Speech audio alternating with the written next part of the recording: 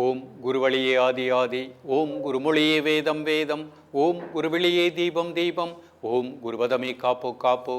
Mega தொலைக்காட்சி நேர்கள் அனைவருக்கும் கிருஷ்ணன் பாலாஜியின் பணிவான காலை வணக்கம். நேர்களை, தேகம் சிறக்க யோகம், உச்சி முதல் பாதம் வரை ஒவ்வொரு உறுப்புகளையும் நன்றாக இயங்க செய்யக்கூடிய யோக நெறிமுறைகளையும் தன்னை உணரக்கூடிய வாழ்க்கை நெறிமுறைகளையும் பார்த்துட்டு வரோம். இப்போ நம்ம பார்த்து கொண்டு வருவது நமது மெகா தொலைக்காட்சி பார்த்து நேர்கள் கேட்கக்கூடிய சில பிரச்சனைகளுக்கு தீர்வாக பார்த்துட்டு வரோம். அந்த வகையில் ஒரு நேர் கேட்டிருக்காங்க, கூன் விழுதுன்னு நம்ம சொல்கிற மாதிரிங்க, முதுகுத்தண்டு நிறைய நபர்களுக்கு ஸ்டெடியாக நேராக இருக்காது. அப்படியே அவங்க எந்த ஒரு எக்ஸசைஸ் பண்ணாமலே வாழ்ந்து வந்துட்டாங்க. இப்போ 50-60 தாண்டியாச்சு. 60 வயதுக்கு மேலே என்ன ஆகுதுன்னா முதுகுத்தண்டு நேராக இல்லை, கூன் விழுது. அப்படி கூன் விழுத முதுகு வளையும் காரணத்தினால அவங்களுக்கு இடுப்பு பகுதி முழுக்க ஒரு வலி ஏற்படுகின்றது. இடுப்பு எலும்பு தேய்மானமும் ஏற்படுகின்றது. கழுத்து பகுதியிலே ஒரு வலி ஏற்படுகின்றது. ஒரு அன்னீசியாக இருக்குது. அப்போ நம்ம ஒரு முதுகுத்தண்டை திடமாக வைத்து உட்காரக்கூடிய பயிற்சிகள். இப்போ அவங்க என்ன சொல்கிறாங்க, ஒரு ஏஜை தாண்டியாச்சு, இப்போ என்னால் கடினமான ஆசனங்கள் பண்ண முடியலை.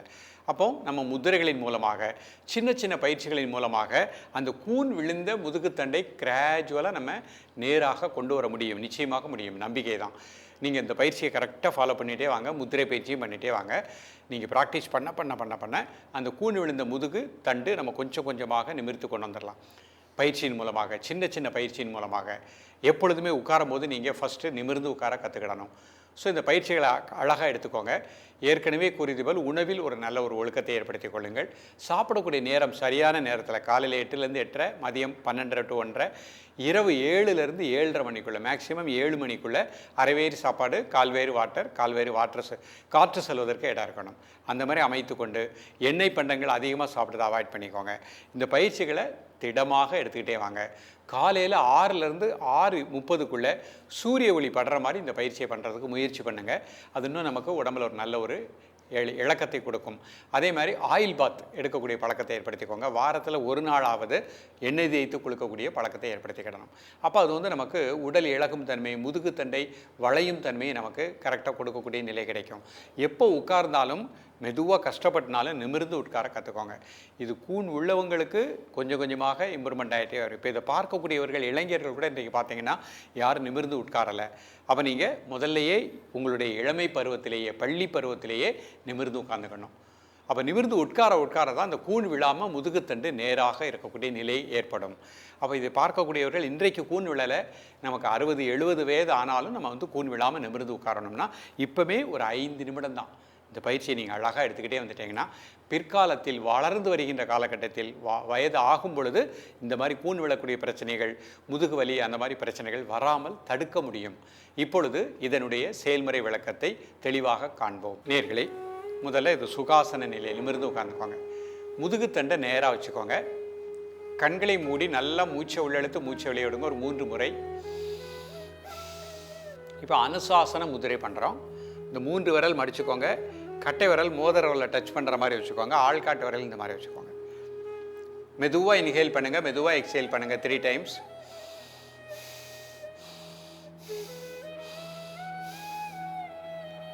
அடிமுதுகு, நடுமுதுகு, கழுத்து முதுகு 3 பகுதிக்கும் நல்ல பிராணசக்தி கிடைப்பதாக எண்ணுங்கள். முதுகுத்தண்டு திடமாக இருப்பதாக எண்ணுங்கள்.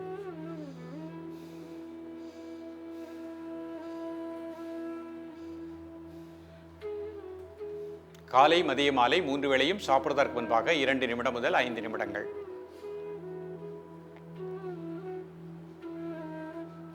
ரிலாக்ஸ் பண்ணிக்கோங்க. இந்த முத்திரை செஞ்ச உடனே ஒரு கைகளை நல்லா மெதுவாக தலைக்கு மேலே கும்பிட்டுக்கிடணும். நல்லா மூச்சை உள்ளெழுத்து மூச்சை வெளியிடுங்க ஒரு 3 முறை.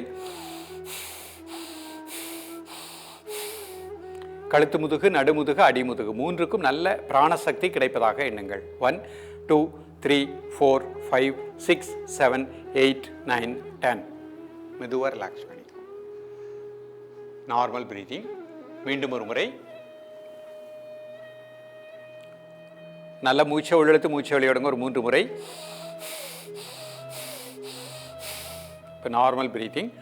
1 2 3 4 5 6 7 8 9 10. ரிலாக்ஸ் பண்ணி. இப்போ நம்ம உடம்புல வாயுக்களுடைய நிலைகள் மாறும் பொழுதும் முதுகுத்தண்டு, முதுகு பகுதியில் பெயின் ஏற்படும். அதற்காக அபான முத்திரை. நடுவிரல், மோதிர விரல், அதனுடைய பெருவிரல் வச்சுக்கோங்க. நல்லா இன்ஹேல் பண்ணுங்கள், நல்லா எக்ஸேல் பண்ணுங்கள் 3 times.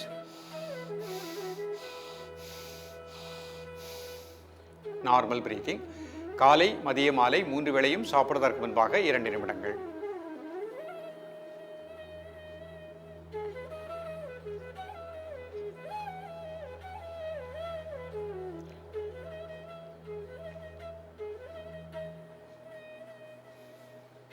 உடல் ஆடாமல் அசையாமல் இருக்கட்டும். ஒரு மன மூச்சிலே இருக்கட்டும். ரிலாக்ஸ் பண்ணிக்கோ. இப்போ இந்த அபான முத்திரை பண்ணி முடித்த உடனே மீண்டும் ஒரு முறை கைகளை நல்லா மேலே கும்பிட்டுக்கோங்க. நல்லா மூச்சை உள்ள இழுத்து மூச்சை வெளியே விடுங்க. ஒரு 3 முறை. Normal breathing. 1 2 3 4 5 6 7 8 9 10. மெதுவாக ரிலாக்ஸ் பண்ணிக்கோ. 5 செகண்ட் நார்மல் பிரீத்திங். மீண்டும் ஒரு முறை நல்லா மூச்சை உள்ள இழுத்து மூச்சை வெளியே விடுங்க. Normal breathing.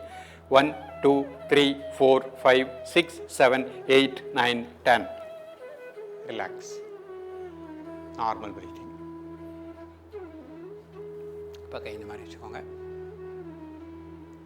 இப்போ 2 நாசி வழியே மூச்சை உள்ளழுங்க. கை சின்முத்திரை. ஒரு 5 செகண்ட் மூச்சு அடைக்கோங்க. 1 2 3 4 5. மெதுவாக மூச்சு அடையிடுங்க. மீண்டும் ஒரு முறை மூச்சு உள்ளழுங்க. மூச்சு அடைக்கோங்க. 1 2 3 4 5. மெதுவாக மூச்சு அடையிடுங்க.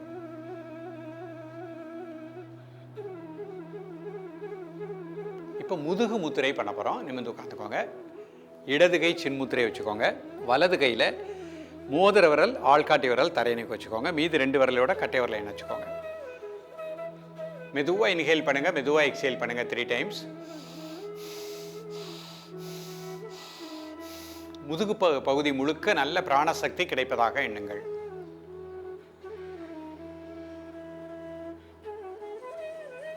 காலை மதிய மாலை 3 வேளையும் சாப்பிட்றதற்கு முன்பாக 2 நிமிடங்கள்.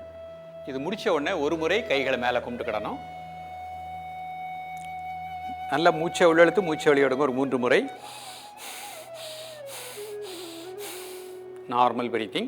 அடிமுதுகு நடுமுதுகு கழுத்து முதுகு 3க்கும் பிராணாற்றல் நன்றாக கிடைப்பதாக எண்ணுங்கள். 1 2 3 4 5 6 7 8 9 10. ரிலாக்ஸ். இப்போ அர்த்த பத்மாசனத்தில் இந்த முத்திரை பண்ணுறேன். ஒரு கால் மட்டும் மேலே போட்டு நிமிர்ந்து உட்காந்துக்கோங்க. முதுகுத்தண்டு நேராக வச்சுக்கோங்க. முதல் முத்திரை அனுசாசன முத்திரை. நல்ல மூச்சை உள்ளெழுத்து மூச்சை வெளியிடுங்க. ஒரு 3 முறை. Normal breathing. இடுப்பு எலும்பு பகுதி அடிமுதுகு நடுமுதுகு கழுத்து முதுகு 3ற்கும் நல்ல பிராண ஆற்றல் இந்த முத்திரையின் மூலமாக கிடைப்பதாக எண்ணுங்கள். காலை மதிய மாலை 3 வேளையும் சாப்பிடுவதற்கு முன்பாக 2 நிமிடங்கள். 2 நிமிடம் பயிற்சி பண்ணி முடித்த உடனே கைகளை மேலே கும்பிட்டுக்கோங்க.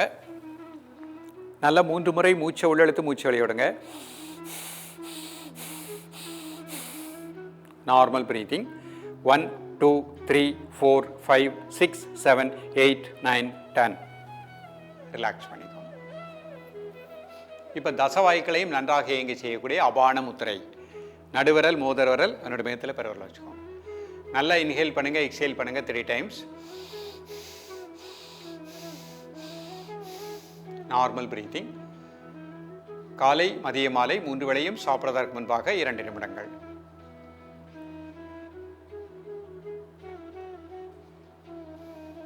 இந்த 2 நிமிடம் முடித்த உடனே கை மேலே கும்பிட்டுக்கோங்க. நல்லா inhale and exhale 3 times. 1 2 3 4 5 6 7 8 9 10. Relax. Normal breathing. இப்போ முதுகு முத்திரை. இடது கை சின்முத்திரை வச்சுக்கோங்க. வலது கையில் சுண்டு விரல் நடுவிரலோடு கட்டை விரல் இணைச்சிக்கோங்க. மோதிர விரல் ஆள்காட்டி விரல் தரையை நோக்கி வச்சுக்கோங்க. நல்லா மூச்சை உள்ளெழுத்து மூச்சை வெளியிடுங்க. ஒரு 3 முறை. முதுகுத்தண்டு முழுக்க நல்ல பிராணசக்தி கிடைப்பதாக எண்ணுங்கள். காலை மதிய மாலை 3 வேளையும் சாப்பிடுவதற்கு முன்பாக 2 நிமிடம் முதல் 5 நிமிடங்கள். இந்த முதிரை பண்ணி முடித்த உடனே கை மேலே கும்பிட்டுக்கோங்க. நல்லா 3 times inhale and exhale. Normal breathing. 1 2 3 4 5 6 7 8 9 10. Relax. இப்போ அப்படியே சுகாசனத்துக்கு வந்துடுறோம். மன அழுத்தத்தினாலேயும் நமக்கு முதுகுத்தண்டில் சின்ன சின்ன குறைபாடுகள் ஏற்படும். அப்போ மன அழுத்தம் நீங்குவதற்கு ஒரு தியான பயிற்சி. கண்களை மூடி மெதுவாக மூச்சை உள்ளெழுத்து மெதுவாக மூச்சை வெளியிடுங்க. ஒரு 3 முறை.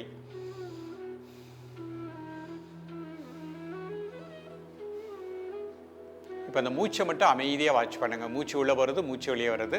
உங்கள் உணர்வு இதயத்தினுடைய உள்பகுதி அநாகத மையம். அந்த பகுதி முழுக்க நல்ல பிராணசக்தி கிடைப்பதாக எண்ணுங்கள். 2 நிமிடம் முதல் 5 நிமிடங்கள் உங்களது உணர்வை, உங்களது மூச்சோட்டத்தை இதயத்தினுடைய உள்பகுதியிலே கூர்ந்து தியானிக்கவும்.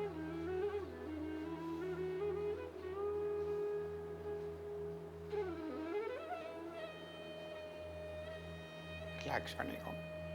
இப்போ சுகாசனத்திலே அனுசாசன முதிரை. நல்லா இன்ஹேல் பண்ணுங்க, எக்ஸேல் பண்ணுங்க 3 டைம்ஸ்.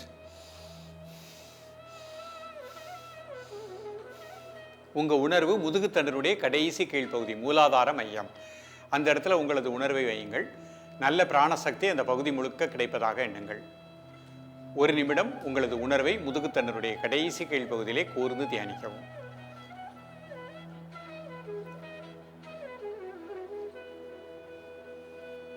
இப்போ அதுலேருந்து ஒரு 4 இன்ச்சு மேலே சுவாதிஷ்டான மையம், நீர் சார்ந்த பகுதி.